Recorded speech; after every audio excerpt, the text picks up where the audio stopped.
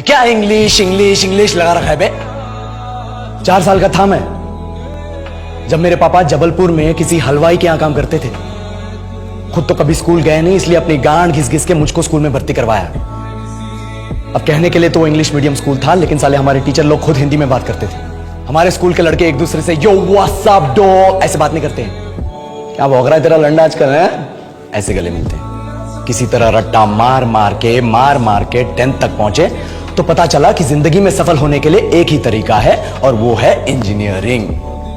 सब यही कहते थे, माँ बाप, टीचर लोग, गली का वॉचमैन भी हमसे पूछता था, और भैया कैसी चल रही है आपकी तैयारी? भग बेंचो, तुमको क्या करना है? इसलिए हमारे स्कूल के बच्चे हम सब पहुंच गए बकरों की तरह। मैं IIT, मैं NIT।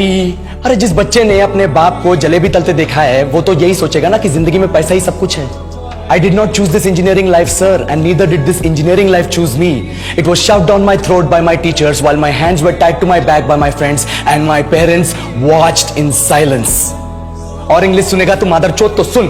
10th के बाद 2 साल लग गए इस कॉलेज में घुसने के लिए, कोचिंग में निकाल दिए। ना कुछ खेले ना कुछ सीखे, और 2 साल बाद जब यहां पहुंचे तो पता चला कि बड़े शहरों के कॉन्वेंट स्कूल के पढ़े बच्चे जब अंग्रेजी में बात करते हैं तो मरे हुए फूल भी खिल उठते हैं। आहा, हवा में ऑक्सीजन की मात्रा बढ़ जाती है इनकी अंग्रेजी सुन के। और पूरे कॉलेज की लड़कियां इन इंग्लिश स्पीकिंग लड़कों को अपना जीवनसाथी.com मान चुकी है। तुझे क्या लगता है?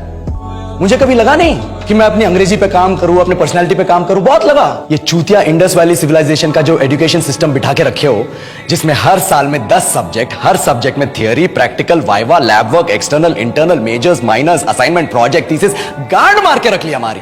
महीनों तक नहाना भूल जाते हैं हम लोग, और फिर हमारा परसेप्शन बना देते हो कि हम ऐसे ही रहना चाहते हैं। अब इस साल में एक बार कल्चरल फेस्टिवल आता है, एक बार, उसके लिए भी प्रोफेसर से भीख मांगनी पड़ती है। अरे बिना इंग्लिश बोले, बिना लड़कियों से बात किए कौन गांडू रहना चाहता है वैसे?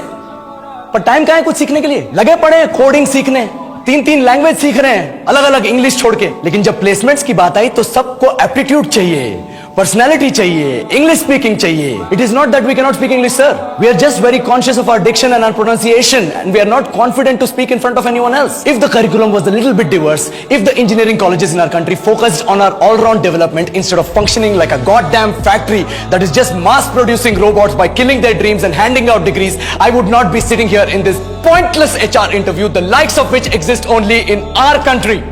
ये लो सर, बोल दिया मैंने 4 और लाइन अंग्रेजी में। अब बताइए, क्या मैं आपके मल्टीनेशनल कंपनी के लायक हूं? Do I have the potential to be a slave of your esteemed organization?